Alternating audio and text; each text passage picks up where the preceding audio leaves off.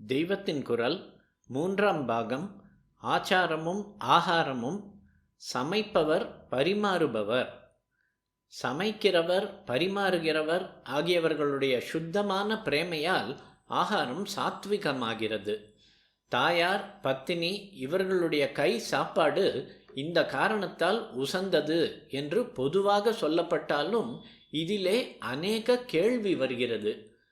ஜெனரலாக அவர்களுக்கு பதி புத்திராளிடம் பிரேமை உண்டு என்றாலும் சமைக்கிற போதும் பரிமாறுகிற போதும் இந்த பிரியந்தான் அவர்கள் மனசில் ரொம்ப இருக்கிறதா என்ன?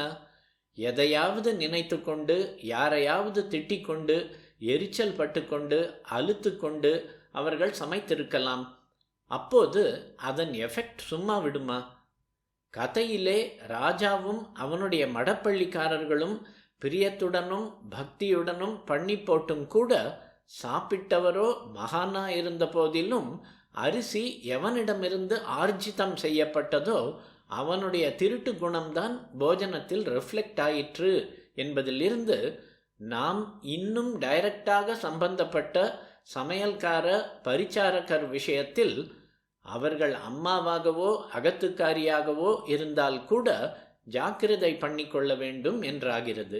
ஸ்தோத்திரங்களையோ பகவன் நாமாவையோ சொல்லிக்கொண்டுதான் ஒரு ஸ்திரீ அரிசி பொறுக்குவதிலிருந்து காய்கறி நறுக்குவதிலிருந்து ஆரம்பித்து அரிசி களைந்து உலையில் போட்டு அது பக்குவமாகி பரிமாறுகிற வரையில் இதை தொடர்ந்து செய்யணும். சாப்பிடுகிறவனும் கோவிந்தா கோவிந்தா என்று சொல்லிக்கொண்டே சாப்பிடணும். இப்படி செய்தால் போஜனத்தின் ஷட்ரசத்தோடு அறுசுவையோடு நாமரசமும் சேர்ந்து அதன் தோஷத்தை எல்லாம் போக்கிவிடும் என்று பெரியவர்கள் சொல்லியிருக்கிறார்கள். வாஸ்தவந்தான். நாமாவுக்கு இல்லாத சக்தி எதற்கும் இல்லை.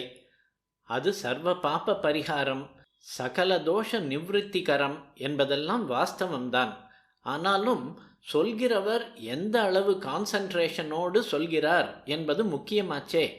தினம் தினமும் சொல்வதில் மனஸ் கலக்காமல் மெக்கானிக்கலாக ஆகிவிடக்கூடாதே.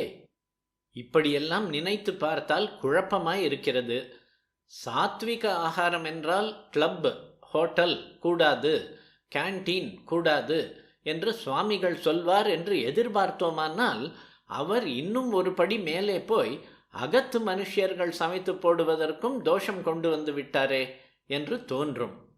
கிளப், கேன்டீன், ஹாஸ்டல், மெஸ் இதுகள் எதையும் நான் ஒப்புக்கொள்வதற்கில்லை. நான் என்றால் என்ன? சாஸ்திரம் சொல்கிறதை, சாஸ்திரஜர் சொல்கிறதைத்தான் நான் ஒப்பிக்கிறேன். சாஸ்திரம் ஒப்புக்கொள்கிறதை நான் ஒப்பிக்கிறேன். கிளப்பிலும் ஹாஸ்டலிலும் ஹைஜீன் சுத்தமே இருக்குமா என்பது சந்தேகம்தான். வெளியிலே எல்லாம் நீட்டாக இருந்தாலும் உள்ளே எத்தனை அசுத்தம் இருக்குமோ? இதிலே சுத்தமாயிருக்கிறதென்றே வைத்து கொண்டாலும் ஆச்சார சுத்தி, பண்ணுகிறவர்களின் மனசுத்தி என்பது இங்கெல்லாம் கொஞ்சம் கூட இருக்காது. பகவத் ஸ்மரணையோ நாம் நன்றாயிருக்க வேண்டும் என்ற பிரேமையான எண்ணமோ ஆச்சார அனுஷ்டானமோ துளி கூட இல்லாத எவனோ சமைத்து போடுகிறதை சாப்பிடுவதில் ஒரு நல்லதும் வராது. வேறே எந்த தொழிலும் கிடைக்காமல் தான் அநேகமாக இதற்கு வருவானாதலால் அவனுக்கு புத்தியும் அதிகம் இருக்காது. இந்த நாளில் எல்லாரையும் பிடித்து ஆட்டுகிற பொருளாசை, சினிமா, காமம், பாலிடிக்ஸ், குரோதம் இவற்றில்தான் அவன் தோய்ந்து போனவனாய் இருப்பான். அதனால் இவன் கை சாப்பாடு நல்லது பண்ணாதது மட்டும் இல்லாமல் கெடுதலே பண்ணும். மனஸ் சுத்தம், வெளி சுத்தம் இரண்டையும் இணைக்கிற ஆச்சாரத்துக்கு கிளப்பிலும் மெஸ்ஸிலும் ஏது இடம்? ஒரே எச்சில் துப்பல்தான்.